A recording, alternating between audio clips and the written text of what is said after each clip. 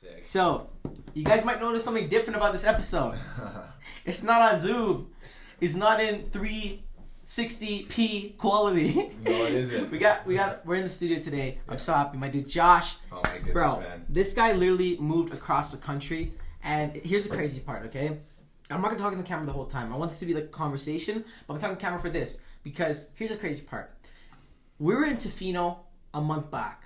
And, this is a funny story. I'm gonna hug the mic real quick. Why you ended up in Tofino. Why you even drove to Vancouver. Let's start with that. Yeah, okay, so we'll start with that. So, the reason I was in Vancouver was originally, I was supposed to go to San Francisco to go see my cousin and my aunt. And she kind of got COVID. So that kind of trip kind of fell in the winds. And at that time, if you watch any of my YouTube videos, I was mentioning about how I was broke and how the crypto stuff is not going so great anymore. And I need to make a pivot. And honestly, I was just considering taking a job until things line up, okay? Fast forward, I'm like, before I take a job, I gotta have one last trip. Let's do a road trip down to Vancouver. Let's surprise Josh. It'll be really cool to show my wife the sceneries and whatever. We get down to Vancouver, we surprise Josh, and instantly, like, we went to Crescent Beach maybe 10 minutes after I met this guy. And, like, literally, no exaggeration, instantly, something in my gut, like, kicked in. Like, I don't want to sound cliche, but like the old Umar, like the younger version of me clicked in. And I just felt like alive. I felt abundant. Like, it was so weird. And I was telling Josh in the car ride back to his house how, dude, I'm on some tough times. I gotta take a job. And like, this dude literally looks me dead ass in the eyes and he's like, bro, Umar, you can't go back to work. He literally said, no exaggeration. He's like, Umar, I'm gonna go work a job, but you can't go back to work. And when he said that, I'm like, it literally got, like, a lot in life, things don't really get to me. Sometimes I let things slide, whether it's good or bad. I just let this thing slide. I don't like to have mental stress, okay? And when he said that to me, I'm like, huh. It was like, bro, it was one of those moments where I'm like, maybe I shouldn't go back to a job, right? Fast forward, we're still having fun. We're going up to Tofino. And while we're there, we got stuck in some traffic, which made things come to a little bit of confusion because we're supposed to leave Tofino, go back to Vancouver, but like because of like the traffic situation, we knew it was gonna be impossible. So like before Josh even like calls in sick or anything, he's like, dude, we're staying another day. And I'm like, fuck yeah, like I'm pumped. We did it. Maybe Josh can talk about that in a second, what he was actually going through in his mind. But at first he was like kind of calm. He's like, yeah, bro, let's do it. Then we get down to Tofino. And, like, things start to change because now I guess the realization is coming into Josh's mind. He's tripping out. He's scared he's going to get, like, fired or his boss is going to get upset. No one wants to cover his shift. His boss is, like, didn't text his boss yet. And it was crazy because him being, like, his anxiety. I mean, I love this guy. This guy's like a brother to me, okay? So, seeing him like that, just like if I saw my own brother with anxiety or my father or any family member or a friend go through anxiety, I felt that residual anxiety, bro. And, like, we were in front of the water and it was cold. We're not wearing swim trunks. We left our swimming stuff in the car. We had swimming stuff, but we left the towels and everything in the car. And I look at Josh. I'm like, bro, we got to take a dunk. We literally basically stripped down to our underwear, jump in the cold-ass water, and instantly the anxiety was gone. The stress was gone. All the fear in the world. It was like we just reverted back to how kid thinks, how kid acts. And it was great. It was one of those things like, it was crazy because that stress he was having, the anxiety he was having, him just changing mindset, changing his heartbeat, changing his state, and just jumping in the ice cold water was like one of those things where like we instantly felt a change, and like we're so pumped. And like fast forward to now, like he transferred obviously because he's not in Vancouver anymore. And it's funny because he's actually still working for the same company, so he didn't get fired. So long story short, the reason why I dragged out this whole story was don't let little things like get stuck and embedded in your head and feel like it's gonna be the end of the world because it's not.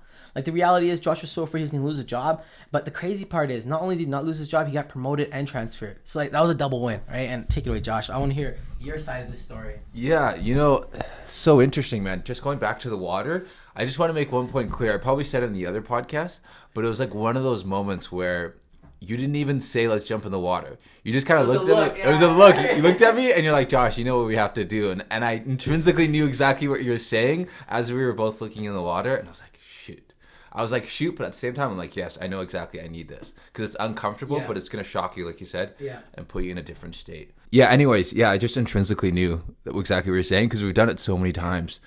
And I think that's like a bond that we've built over 5 years. Yeah, for sure. And it's so interesting. I also want to say this too on camera. Like, 2022, it's October right now. When did you come to Vancouver? Exactly 5 years ago. October. I came that Thanksgiving weekend, so like literally a week back maybe. Yeah. In October. And you stayed for 1 year, right? Yeah. You did your program? Yeah. And then you left for 4 years. Yeah. You went back home. Mm-hmm. And then on the 5th year, bro, we're back together. Yeah. That's crazy. That's crazy. At the exact same month. That's crazy. Okay. So that, I mean, I just feel serendipitous. Like some stuff's going to happen the next year, man. For sure. For sure. For sure. 2023. Now, bro, okay. Yeah. So obviously we're physically here now. You literally move in Calgary. Yeah. Tell me, like, what went through your mind? Because the crazy thing is, I didn't tell him to move down here. I didn't convince him. It wasn't like my idea. It wasn't something we thought together. It was literally one day he calls me on the phone saying he wants to do it. So what, break it down, bro. And then we'll dive in deeper. Like, literally break it down. Yeah. What went through your mind? Like, why did you want to make that move? And like, on a deeper level. Yeah. All right. So, yeah, what was I thinking, man? We've just finished a stream. Yeah. It was Sunday, and I remember I love my parents, but I just felt I'm 24 years old. Mm-hmm. Just for a little context out there, I'm 24 years old. I felt a little bit too, like, reliant. Like, I always had to tell my parents where I was going, or they always wanted to know. And I just felt too much of like a child, almost, with very little autonomy. Okay. And I remember getting off the call with you, and we talked for a bit. Yeah. And then afterwards, I called you back maybe like 20 minutes later. You were at your sister's house. You remember? Yeah, I remember. I remember this exact moment, and I just remember thinking, like, I don't want to feel like this. I don't want to feel like I'm like a child. I want to feel like a grown up. Yeah. You know, and I want a bit more freedom and autonomy. I'm like, nothing's going for me. Yeah. Really here, and not that like I wasn't grateful for everything I had. I lived at home. I had a good job. Everything was good, but like I wasn't taking any risk, and because I wasn't taking any risk, I wasn't creating stories. Mm-hmm. I wasn't going after things I wanted. Mm-hmm. I wasn't uncomfortable. I wasn't in an environment where I was kind of forced to be pushed out of my comfort zone. Yeah. And so I just kind of intrinsically knew, like, I need to change and I need to do it now. And it's something I always talk about, especially with you, and how you're able to scale and build businesses, and a lot of other people, just similar characteristics. Something I was talking about with your brother is just like speed. Yeah. And that comes from decisiveness. Yeah. And if you know me a long time, I'm indecisive, right? Very indecisive. And so I thought, okay, if I have to do this, I have to do it now and fast. Yeah. So I just started looking for places and blah, blah, blah. Anyways, fast forward. Yeah, man, I just was like, you know what? I have to do it. Mm-hmm. And I had no idea how I was going to do it. Travel, fly. You're like, fly down here. Yeah. This guy kept telling me to drive my 20-year-old car rebuilt with 250 miles on it. I was like, no way. It's a 12-hour drive. Yeah. But, yeah, so that's how it started. Okay. And then last month has been a blur. Yeah. I'm going to pause you real quick before we go forward. Yeah. But that thing you said, right? Because, like, even me, bro, up until I was married, I was living at home with my parents, right? Except for the time when I moved to Vancouver. Right. Like, go deeper into that. Why do you think, like, living at home? Because living at home could be a great thing. You could save, advance in your career, whatnot. But, like, what was, like, I want to say maybe mental barrier or handicap of living at home was doing? Because now you've spent almost a week and a half, 2 weeks living alone for the first time, right? Yeah. So, from experience, like, what do you think was, like, holding you back when you were at home versus now? I'm still kind of getting over it right now. I'm still kind of adapting. Yeah. But I definitely felt a level of comfort where no matter what I did or what choices I made, I always had a home. Yeah. So I kind of always knew I wasn't going to be homeless. Yeah. That's the first thing. And I didn't feel that till now. Yeah. Second thing is, if anything ever went wrong, I had people around me that I could rely on, right? Mm-hmm. I still do. I can still always call my parents and my family, even though I don't want to. And I'm still okay. Yeah, exactly. But yeah, exactly. Second family, right? And but I felt like a sense of like, okay, I'm gonna get really real here. I don't even know if I want to put this in or not. Okay. But I'm kind of lazy in terms of like dishes and little things like that. Yeah. So if they go unwashed, my mom would just wash them for me. And I have like downstairs kitchen, upstairs kitchen. Yeah. So little things like that where I kind of got sloppy. Yeah. And one habit, how you do one thing is how you do everything. Yeah. And so it just kind of led to a bunch of other bad behaviors and bad habits. And so my parents would always tell me to clean up my act, just like little things. Yeah. But they're your parents and they love you. And if you don't, they're not going to do anything. It's not the end of the world. Right. So I said, I guess I felt a little bit of a sense of like, I'm not going anywhere. Yeah. And when you compare yourself with people around you, even though I don't think comparison is a good thing, I also think it's a great thing though. It can be a good thing and a good motivator. Yeah. If you use it for like, what can I achieve? Yeah. And I started looking at you, started looking at people around me. I'm like, what am I doing? Mm-hmm. I'm not doing much. Mm-hmm. And I'm like, I just have to make a change. And if I really want to go far, I'm like, I can't do this living at home because I'm way too comfortable. I mean, there's been really intense conversations that I had with my brother where I'm just trying to get him on the same wavelengths as me. Like, bro, let's motivate each other every day. Yeah. Kind of like the Tates. Tate brothers. Yeah. And it doesn't have to be exactly like that. It could be anything. Yeah. But like, we have to look at it kind of like how we were always holding each other accountable. Yeah. I always try to foster that with my brother. And it's weird because he's my older brother. But, and it's not that he doesn't have that or he doesn't want it. It's just kind of hard. It's very, very different. Yeah. If you have a family and you have siblings, you know what I mean? It's kind of different. So that's kind of how I was feeling. And I'm happy I took the leap. I'm happy you encouraged me, man. I'm happy I have such a great friend like you, man. Bro, I want to add to like two things, okay? So one thing you said was about the dishes. It's funny you said that, bro, because I was the same, bro. Like, it was so bad. First of all, I would never cook my own food when I was living at home. Ever. Either my mom cooked or I'd eat out, okay? Second of all, never wash dishes. It was just never, like, I feel so bad for saying this, but I leave the dishes and expect my mom's gonna clean after me. Right. Bro, it's so bad. There's times where like the dishes stack in my room and my mom would come clean my room. And Really? bro, I'm so embarrassed to say this too. Yeah. But it was that bad. Yeah, okay? yeah. So wait, let me pause there for a second.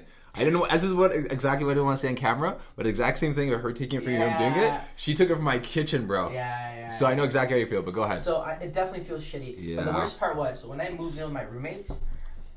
I guess it was just instilled in me that someone's gonna wash my dishes, or like I'll do it later. That's the worst thing. Like anything like work, podcast, content creation, you can't push to later because it'll never get done. I just stacked my dishes in the kitchen at my with the roommates, buddy, and I remember like they were like getting really frustrated because sometimes they clean up after me, and they're like, "Yo, Umar, like clean after yourself, man." And I remember I get so embarrassed in that moment.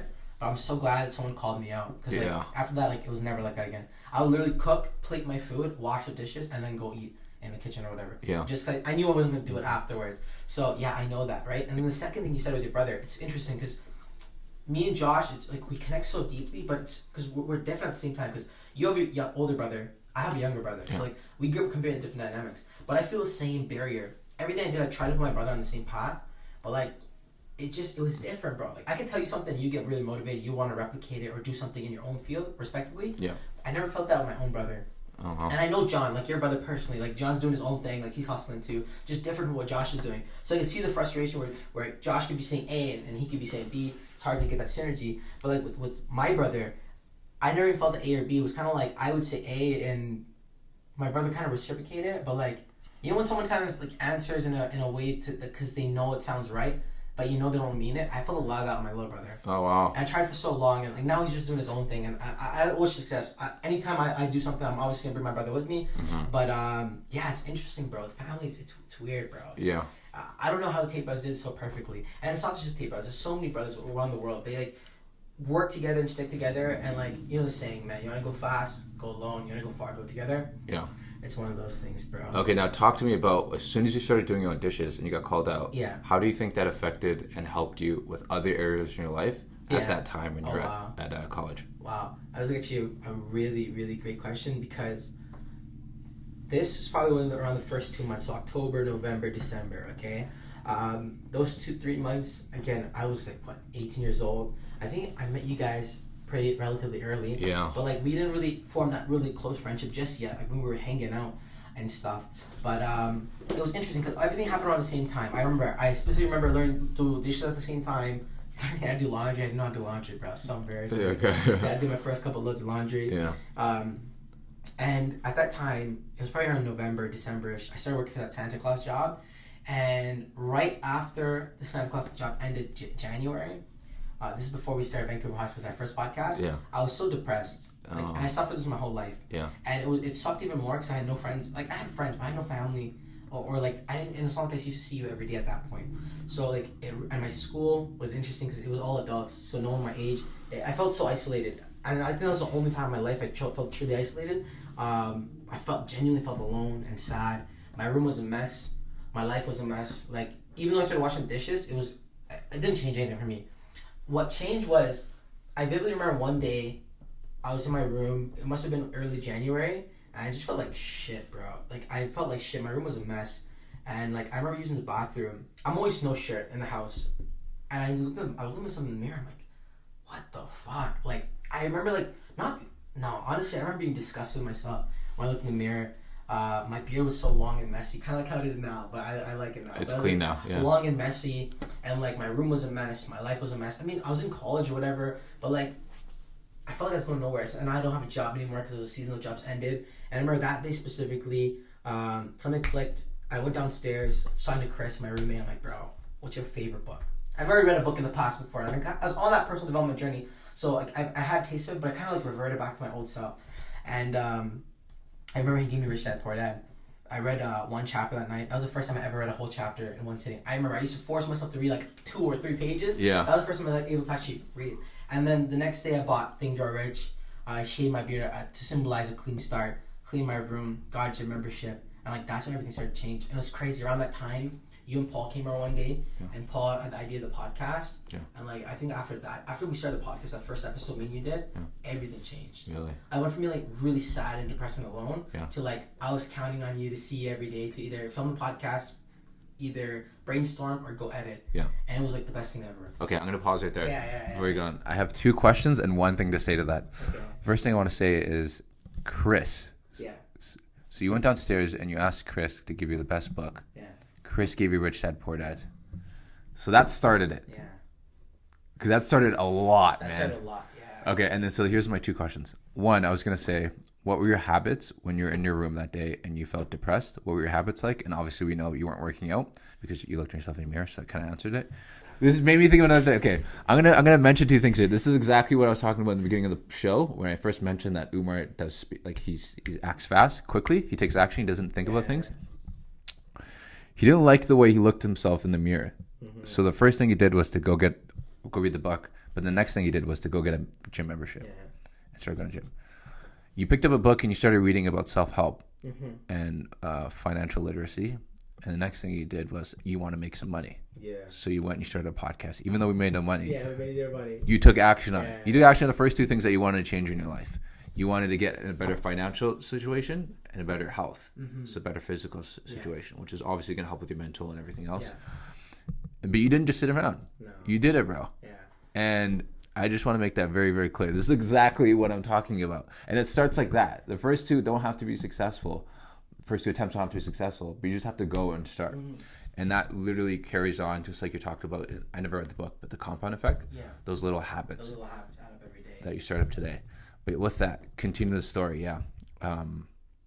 You said 2018. We started the podcast. So, yeah, to answer your question, bro, there's a couple things. So first question you asked was about the habits, right? Yeah. Before, I had no habits, right? When Chris gave me the book, I started going to the gym. Wait, define that. Define no habits. So you're in college studying to be. Hold on. I just want to say something. Yeah. I really like grabbing this. I see people. You see me do it, right? You're like, why does Josh keep grabbing this? I'm not gonna lie. It's so cool when I see podcast hosts grabbing it. We'll have to get another one because I don't want to like destroy it. No, it's good. It's good. But I really like grabbing it and then giving it back to you. Something about it keeps me more engaged. I know. We'll continue doing it. Okay. It's fun. Okay, so I just want to say, quick side note. Yeah. Take me through a day. Like, what was bad habits? Before? Let's paint a picture for the audience, for the guys watching out there. Oh my god, bro! You know what's crazy? You're in college. You're 18. Oh my god. Typical day. Yeah. Okay, so here's the crazy part. I never even journaled this before. Yeah. I never said this to anyone before. Yeah. Oh my god. I need to hear it, bro. Bro, okay, a typical day for me was wake up, no exaggeration, 15 minutes before class. So if I did.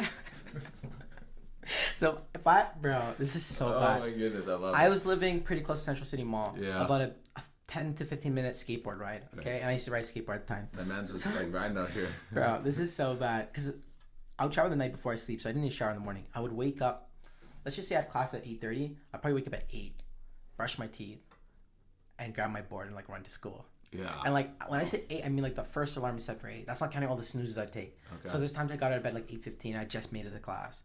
No exaggeration. Jeez. Wake up, put on anything, grab the board, brush my teeth, out the door. I used to buy lunch, so I didn't have to prepare lunch, right? Yeah. Later, when I started meal prepping, we'll talk about that. But like that was my thing. Okay, I got to school.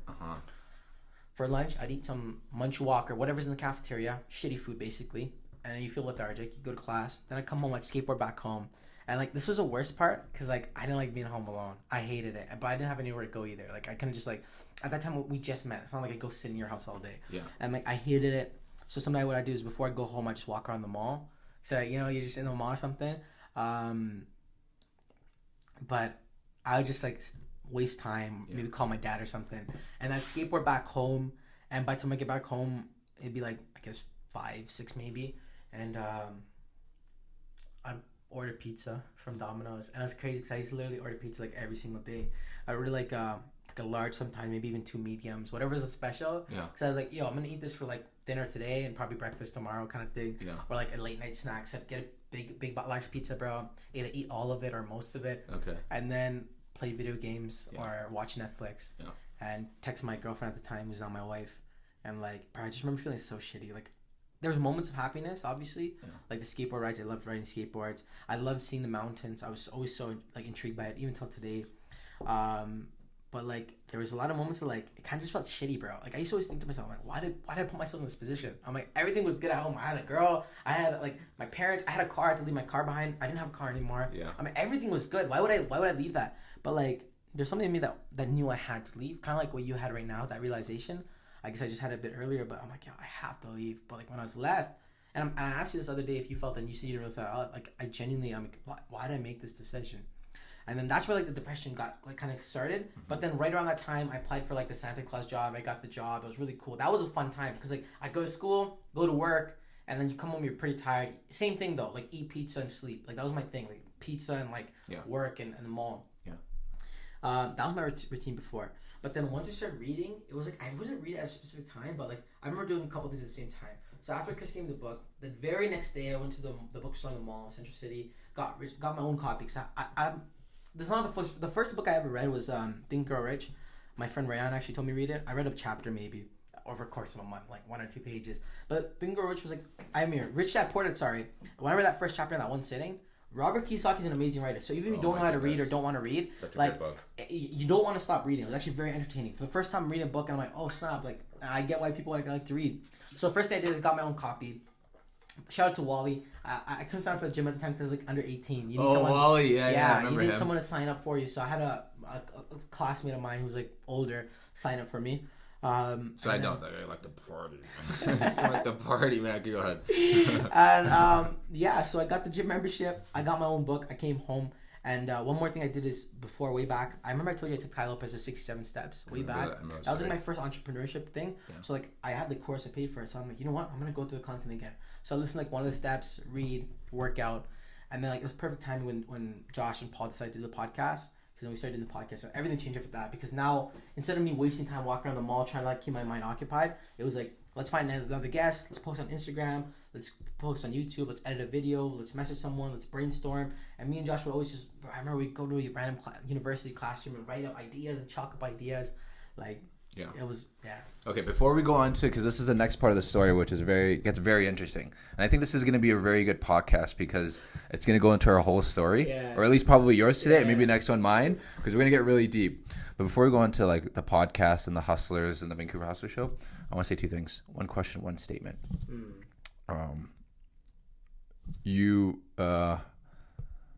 You were 18 and you just, so wait, how old were you when you bought 67 Steps? That's the first thing. 17 maybe. 17. This is what I'm talking about, guys. He saw something online and he wanted to make money and he saw an opportunity. Bro, my mom told me it was a scam, bro. I remember I had to buy it with my own money. Yeah. Because she's like, oh no, nobody gets rich quick. And I'm like, I don't know. Yeah, knowledge, right? And then the second thing I wanted to say was when you were living at home and you were working out when you were living at home in Ontario, just like you asked me, why did I need to move? Or why did I feel like it was right to move? Let's finish that part right there. Why did you think you needed to move when you were 18? And what led you to taking that course in Vancouver to study optician in that private college? Bro, it's crazy because, like, again, bro, like, everyone in my family knows about this, but I never told anyone else about this, was after...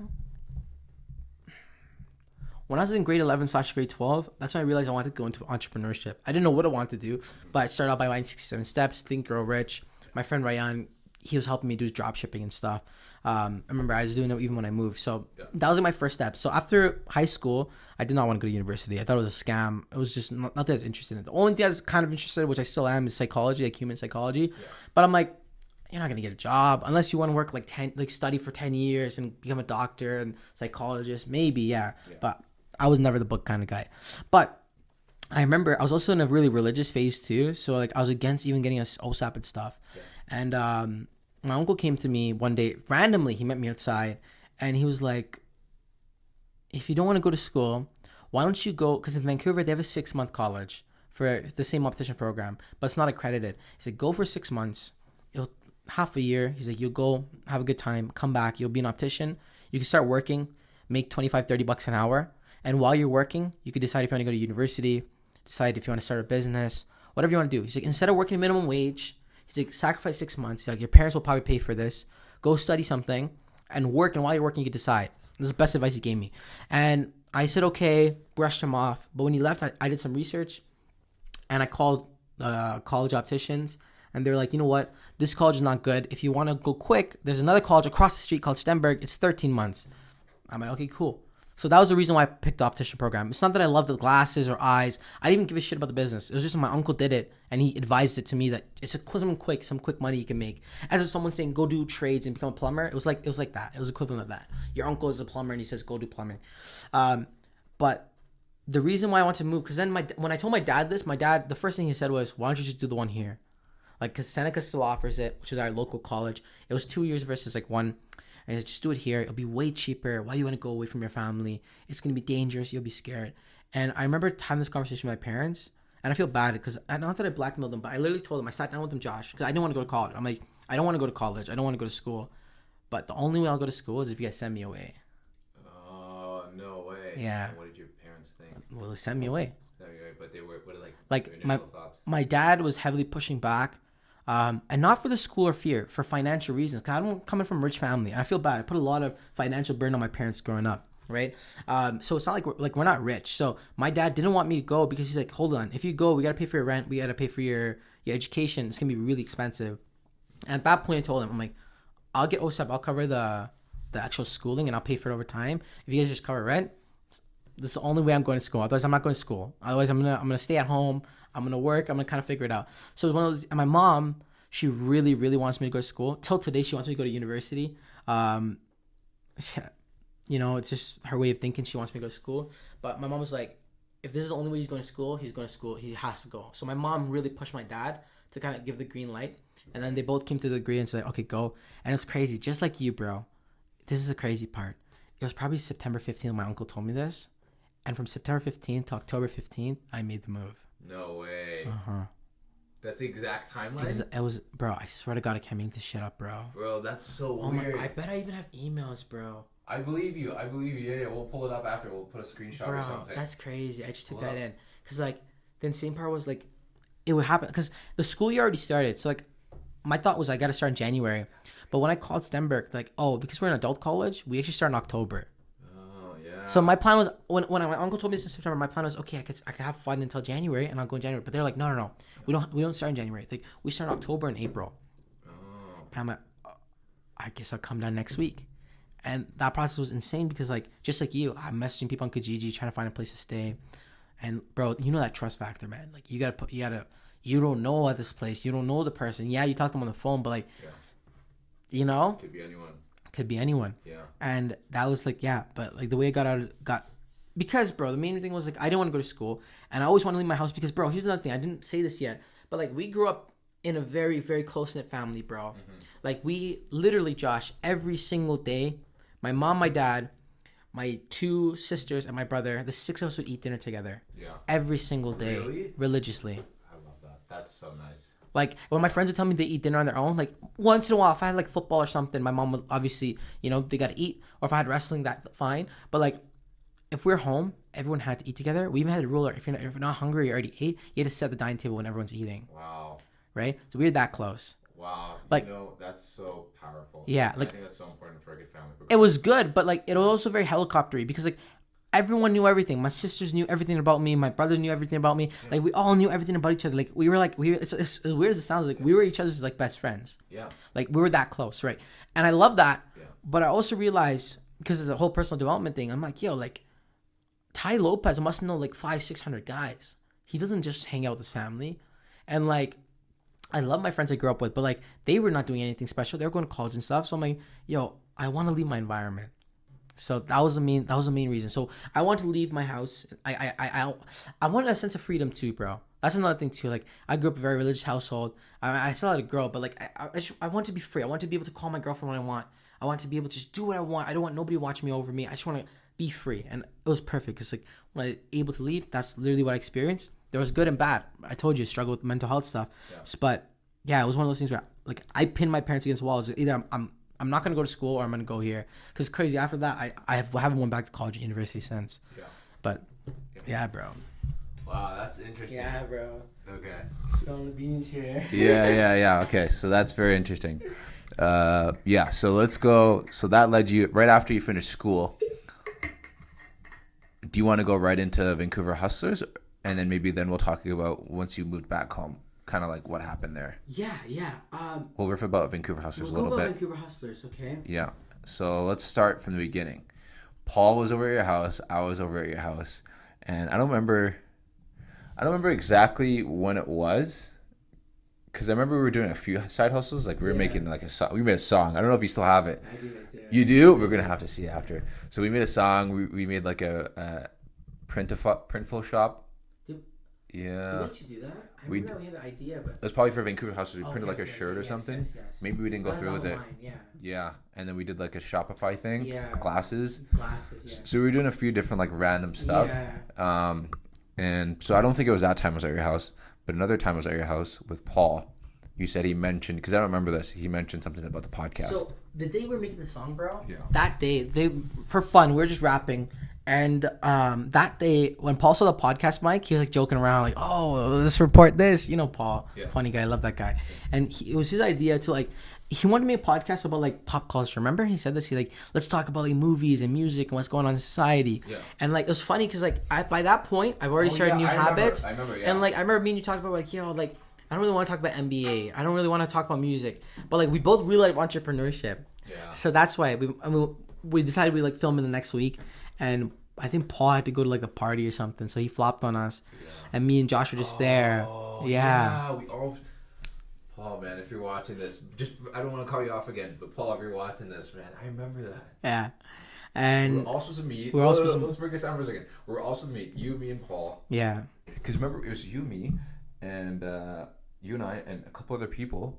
And we were just sitting there by a little table in the corner of SFU. So you know when you go upstairs? Yeah. And you turn left and you go straight towards the classrooms? Yeah. But on the left side, there's tables. There's tables. Yeah. Right by that kind of like balcony. Mm-hmm. We were sitting there and we were texting Paul, I remember. And we were trying to look for a room too at the same time. Yeah. I think you were trying to look for a room. I was texting Paul. I was like talking. And Paul kept saying, or he can make it or something. And I remember you and I were sitting there thinking, okay, we have two options here. One, we were so bummed out, and this is exactly what we were going to do. We were just going to dip and not do it. Because we're like, okay, Paul's not here. What are we going to do? That sort of thing. And then I don't know if it was your idea. It might have been your idea where you're like, you know what? We're already here. Let's just do it. Yeah. Let's just do it anyways. Just a shot in the dark. And I remember we went in that room, and I'm pretty sure we shot the podcast that day, right? Yeah. That was the first day. And I'm so happy we did it. And I think everything else just kind of went from there. Yeah. Because the crazy part was, it wasn't like Paul just missed this one. Yeah. The second time we tried to do it again, something came up from him again. Right. I was like, after it was after 2 or 3 times trying to do something with Paul that we had to like, eventually, because his schedule just wasn't working. So we're like, okay, we're just going to have to do this without him. Yeah. But the really cool thing was, I remember we sat in that room. I think we talked about like books and mentorship or something like that. It's so funny. We were watching the clip the other day. And like, something clicked. It was just fun. Yeah. And it was crazy because I think a day or two after, Josh actually was like, he's like, Umar, he's like, we can't do this. I remember you were literally like, bro, he's like, we're not even seeing our own information. We're just talking about like videos we're watching. Yeah. And when he said that, like, it actually hit me. I'm like, damn, we're not. Imposter syndrome. Yeah. And then at that point, I don't know whose idea it was Josh or mine, but he's like, we gotta get some guests on. And I think he wanted to get his friend Omer Malik. Yeah. And like, it was crazy because we made one podcast with Omer Malik, and like, Omer connected us to like Gary. And Jacine. But we filmed with Jacine first. Jacine connected us to 3 Seed. And RJ and was it RJ? Arnie McFly. And then Arnie McFly. And then we found like Simi on Instagram and like Interview And their whole and like network of friends Ivan and and like stuff. it was crazy because all these guys Yeah. were creators. Like Legit it was creation, legit yeah. creation. Like Yeah. it was so sick. So like it was like we had one guest on, it kind of exploded everything. Yeah. And then from that point on, everything changed because like we had caught like we have till today we have probably like 10 or 12 episodes that are not edited. Yeah. They're just sitting on a hard drive at home. Yeah, there's a few. I know a few guests I can think of right now, but I want to go see the rest of them. Yeah. 'Cause I don't know. So it was crazy. Like it was Yeah. it was fun. The only reason why we stopped making the podcast was I think I moved back home and I started working and kind of started to lose interest in it. Yeah. But it was crazy that podcast is like I don't want to sound cringe and say my life, but like mentally, bro, like me and you got very close. Mm-hmm. We were spending so much time with each other. We're like I didn't have a choice to be sad. I was just so busy either editing or putting out content or like chilling with this guy, like figuring out the next thing. Yeah, you know what? I want to say one theme throughout that kind of stuck with us throughout kind of like our years of friendship, regardless if we were living in the same province or city or not. The same exact thing that we had back then was like hope. Yeah. So like that's what drove everything. Or hope. I don't know if you want to call it hope or inspiration or goal setting. Maybe they're all linked. Yeah. But like, and it even started with you just going to the gym, wanting to do better for yourself, reading self-development books and taking action on that. When we were together, anytime we wanted to start like a new business kind of side hustle kind of thing, our podcast, reaching out to people, even if we were scared, we're like, okay, we're gonna do it anyways, and we want better for ourselves. Like we kind of see something that we want for ourselves, like let's go try it. Let's go get it. Let's go make it happen, regardless if it's gonna be successful or not. And I think that's always like kind of stuck between us and a lot of people. I think 100%. Yeah, and that's kind of a common theme. To paint that so clear, Josh, look at it this way, okay? Yeah. So before I met you, I was drop shipping. Yeah, it's microphone, So before I met you, I was drop shipping. That failed. Then we started the podcast. It didn't fail, but like we kind of gave up on it. That was the longest thing I probably did. I was vlogging at the time, which eventually I stopped vlogging. We tried selling T-shirts, which we didn't. I don't even think we ended up putting the store out yet. No. Then me and Josh wanted to make a sunglasses store, Josemar, Joshmar, some random store. Didn't work. Then we wanted to go into the social media marketing agency business. I remember I was like ripping cold calls and everything. I was literally doing 10, 15 cold calls a day and trying to run my own agency. And then I came back home and started working and stuff. And then most recently in 2020, I started making stock market videos on YouTube. Before we get there. Okay. We'll get there. We're gonna get there. We're gonna get there. Let's. That was 8, but my point is, Yeah. it was like 8. There was 8 real solid attempts before something actually worked. Okay, I got it. And I tried hard, and I would say in all of them, I gave pretty much a fair shot. Yeah. And the reason I'm saying this, Josh, is like, you don't know how demotivating that is. Yeah. So imagine you spend like 6 months building something to like not even break even. You lost money, you lost time. Everyone thinks you're a loser. Everyone thinks you're, including your own family, your parents. Yeah. And it's like, wait, what am I doing wrong? Yeah. Right? And then like something could just click, and everything changes. Yeah, exactly. We're gonna get into that too. Get into that. I just listened to a video of an inspirational person, which I don't want to name because he's very controversial. But he pretty much said, he's like, yeah, I believe in luck, but it's weird because the harder I work, the luckier I get. So we're gonna start to scoop past the Vancouver Hustlers, and now, like you said, we kind of dazed off a little bit. We kind of got lazy. Yeah. Some more than others, and then we don't have to get into that. But he's saving me. He's being humble. He's being nice. As soon as he said we started getting lazy, I'm like, oh, he's covering me because I was the one who got lazy. But anyways, so past Vancouver Hustlers, what happened next was you went back home, and then what was your mindset like going back home now that you graduated college, and you're back where you lived your entire life, where you just spent a year apart? So what was your mindset like? And then we'll get into kind of like your habits, and what sort of habits you started to adapt or like change that you didn't have before prior to moving out. Well, here's the crazy thing, okay? And I want you to genuinely take this in because, bro, here's the crazy part. Like, you could come in Calgary, have the most amazing year. When you go back to home, things start to shift back to the way they used to be. Yeah. You know, I just got my braces removed. I was very insecure about my teeth my whole life. And when they took my braces off, they told me, like, if you don't wear your retainer, if you don't, like, there's a couple things you gotta do to keep. They put a permanent retainer in your mouth. They're like, even with the permanent retainer, even when you wear your retainer, your teeth will try its best to shift back to the way they used to be, because your bite is so natural like that. So when I went back home, it was like a slow progression of like everything was going back to the way it used to be. I stopped talking to Josh on a regular basis. I stopped editing the videos for the podcast. It wasn't just him who got lazy. I wasn't doing the work either, and I started hanging out with my old friends more. Wait, can we just pause for a second? I always interrupt. I'm sorry, but that analogy, Yeah. that perfectly described it, because that's exactly what I was thinking. Yeah. Everyone at home probably watching was thinking. Yeah. You've basically... Your dentist said, again. Yeah, he said when even with the retainer on, your teeth will try its best to shift back to its original positioning once the braces are removed, because braces are holding them in place. Yeah. When they remove them, even with the retainer at the back, they're like, the back is not strong enough sometimes, so like you got to keep watching. Like, and if it gets really messed up, come back and we'll take care of you. But like that's another thing too. Yeah. There's still hope, even if it was to go back. Like if my teeth are starting to get a little more crooked than I love them to be. Yeah. Like I can always go back and then they put me on another treatment plan, right? Right. That's So how you they went make their back money. home. But yeah, I went back home, started hanging out with my old friends, stopped doing the habits.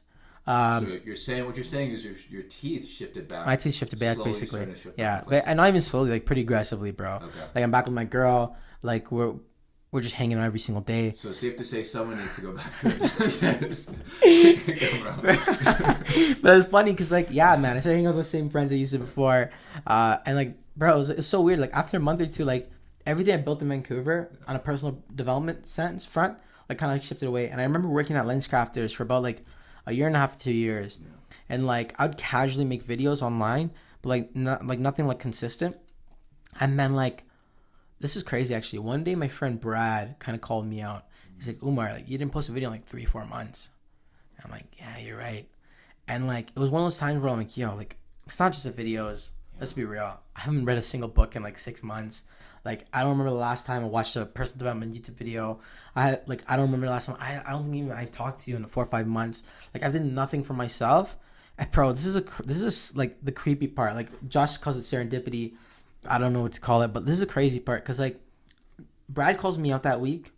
I literally the next day I was in the gym when he messaged me too. I genuinely remember that, like I was in the locker room and I'm like, what the fuck? I mean, I didn't post a video in like it was a while, and I'm like, okay, I'm making a video tomorrow. I'm gonna start reading tomorrow, and like in the same time frame, this is a crazy part. Josh sends me 2 Instagram profiles, Mike Rosehart and Radis Rajakulam. Oh wow. The same time frame, bro. Really? So it might have been like, no exaggeration, 4 to 6 weeks apart. I probably just started creating content again, and that's when he sent me. And that's when I really got obsessed with real estate too. Most of my content was towards real estate investing, and that's why Josh sent me Mike and Radis. He said, yo, these are local to you. You should network with them. And like Mike was like pretty top G. He had like 20,000-30,000 followers, and like he lived in like pretty far away. I'm like, he's probably not even replying to my DM, but Radis had like maybe 1,000-2,000 followers.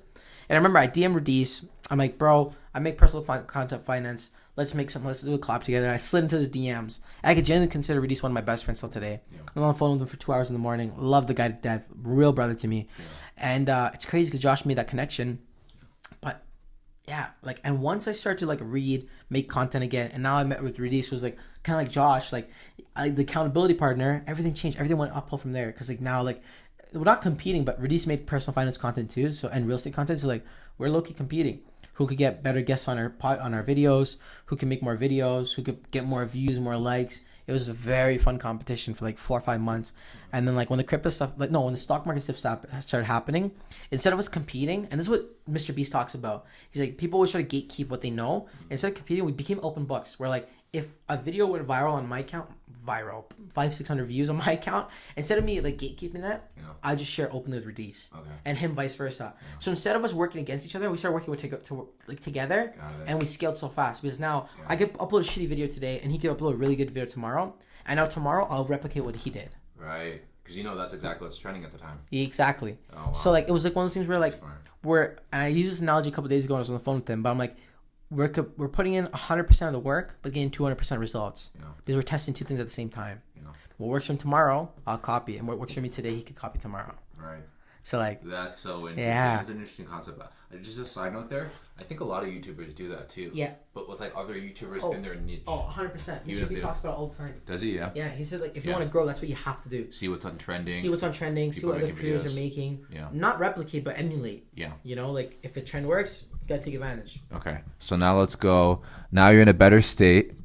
You met Radis. You guys are making videos. You're making your viral videos, 500-600 views, right? What happens next?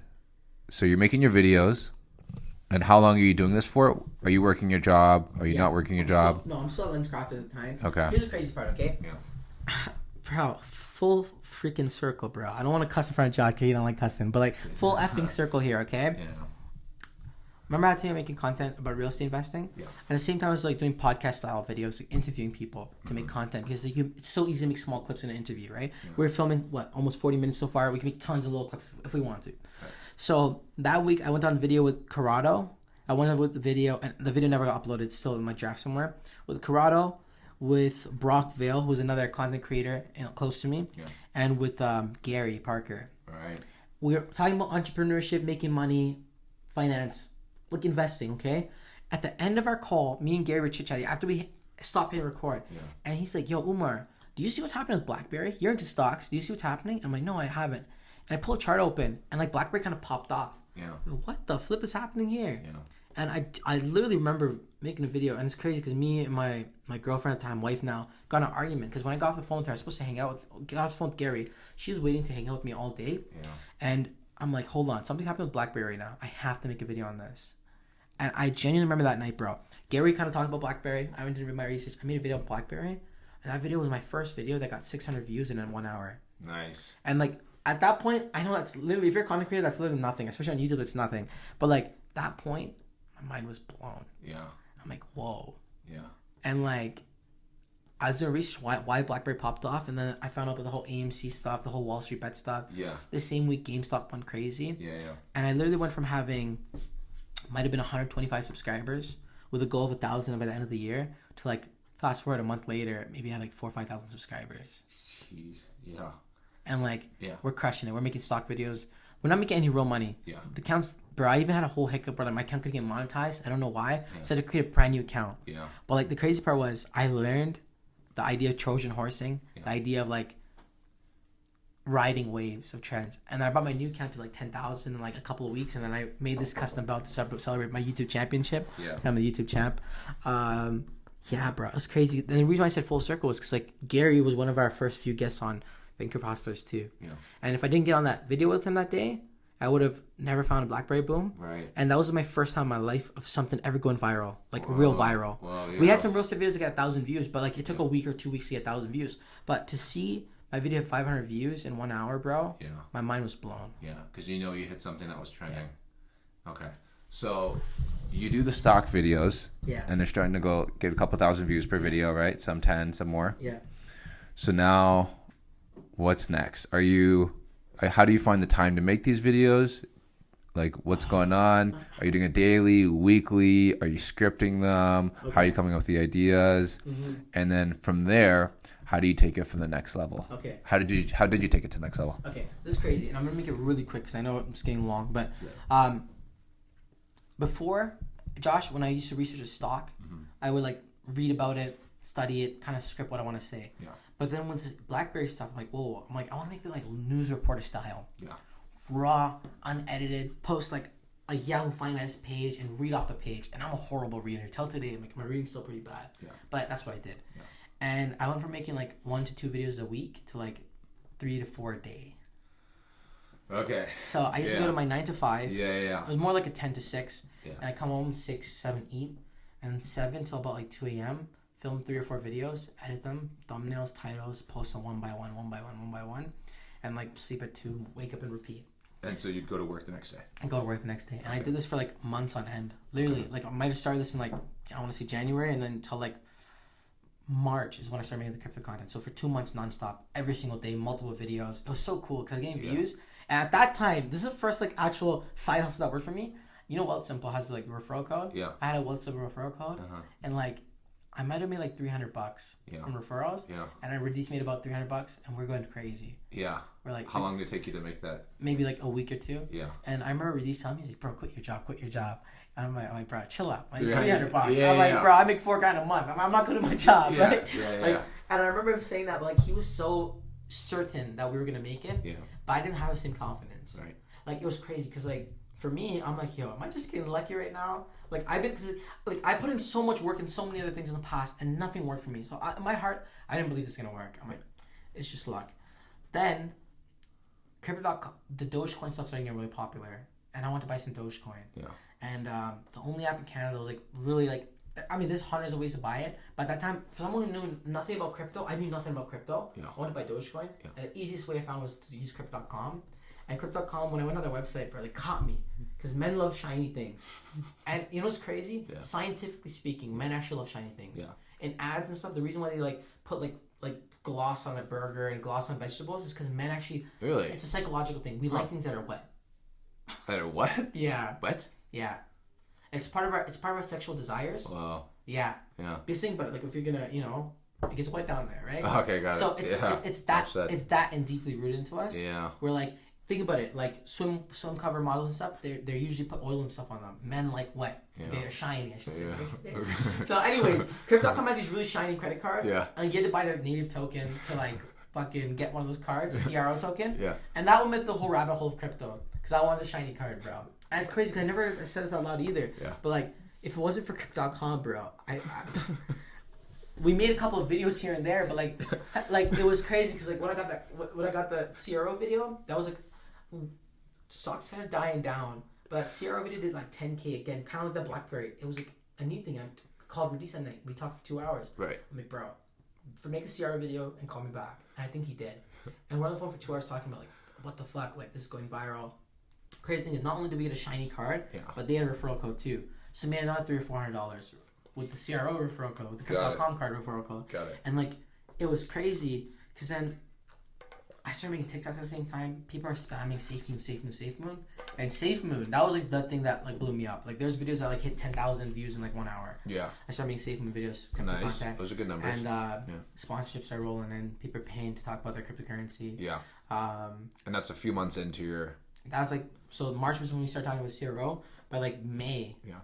I'm not going to say how much money I made on video. No. But like I made enough money that like I wasn't going to make it my job. No. And I bought one of my dream cars. And I quit my job. Yeah, goodbye, boss. Yeah, literally. And then from like that was May of 2021. Yeah.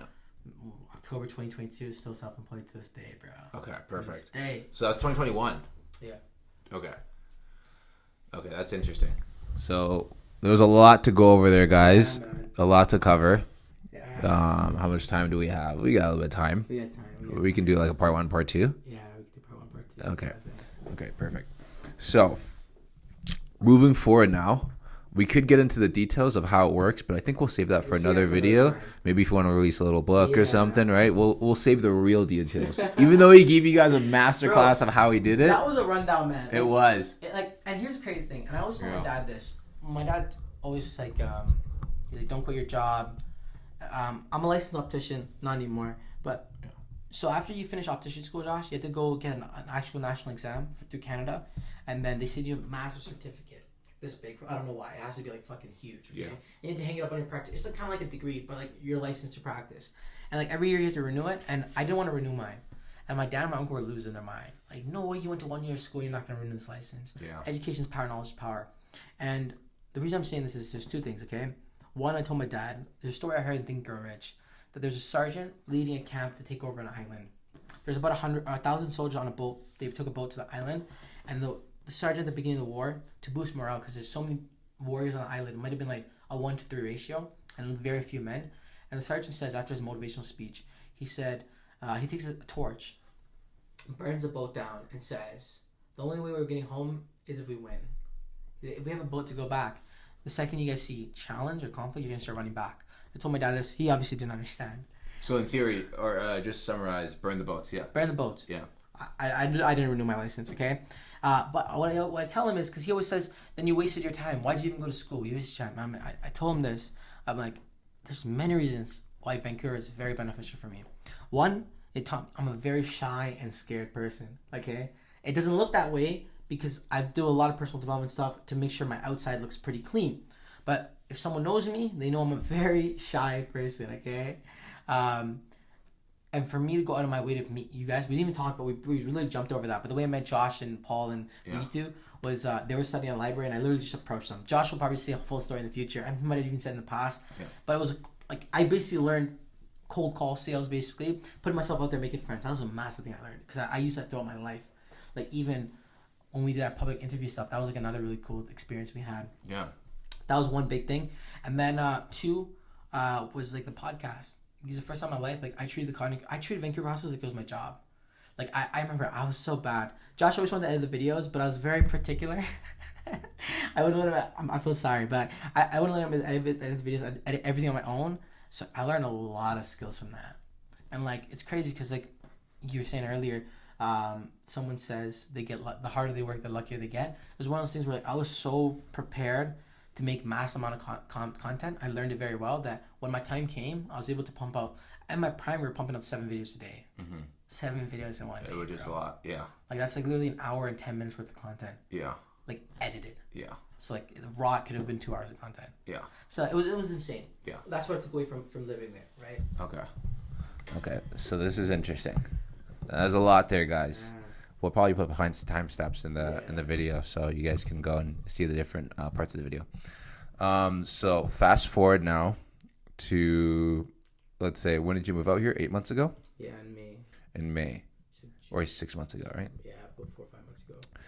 Fast forward to May 2022. There's a couple things probably in there that we skipped over, like family stuff and travel and that sort of thing, getting married and that sort of. Actually, let's actually go back into that. Yeah, we'll cover that later. You want to cover that later? More details, sorry. Okay, we'll go into that later.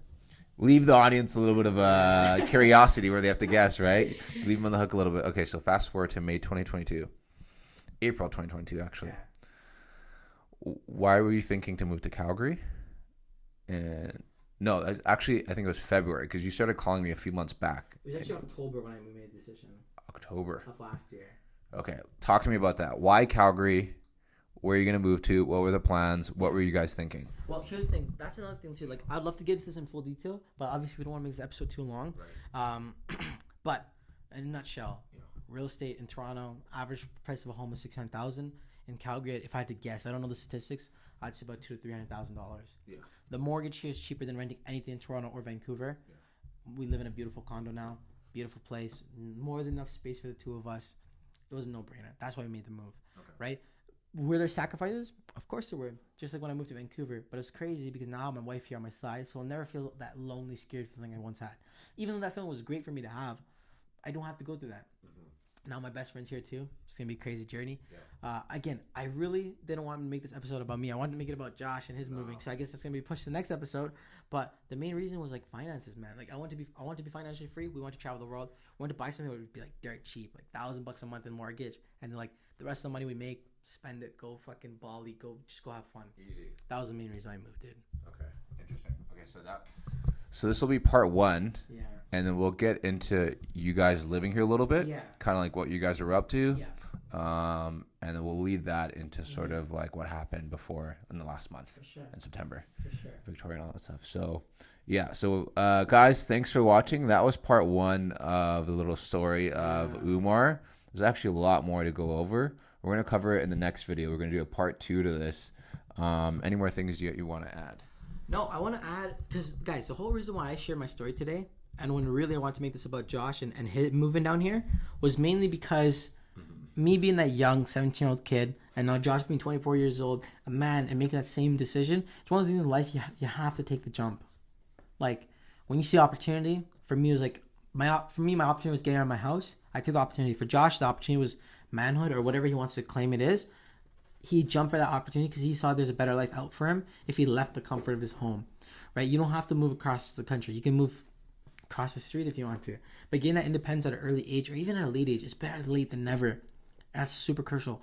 Like 2 things that really, really changed my life was making that jump to like leave and learn a lot of independent skills. And 2, like when you do something, you really got to put full force, full effort into it. So that's the main takeaway, man. Very beautiful. I love it. Umar, great story. Pleasure doing business.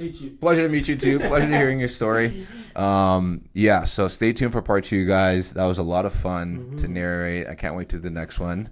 We're gonna go into it. Can't speak English, all good. We're gonna go over your next story, the rest of your story in the next part. So thanks for watching, guys. Without further ado, like and subscribe. Yes, sir. Anything else? Until next time. Peace.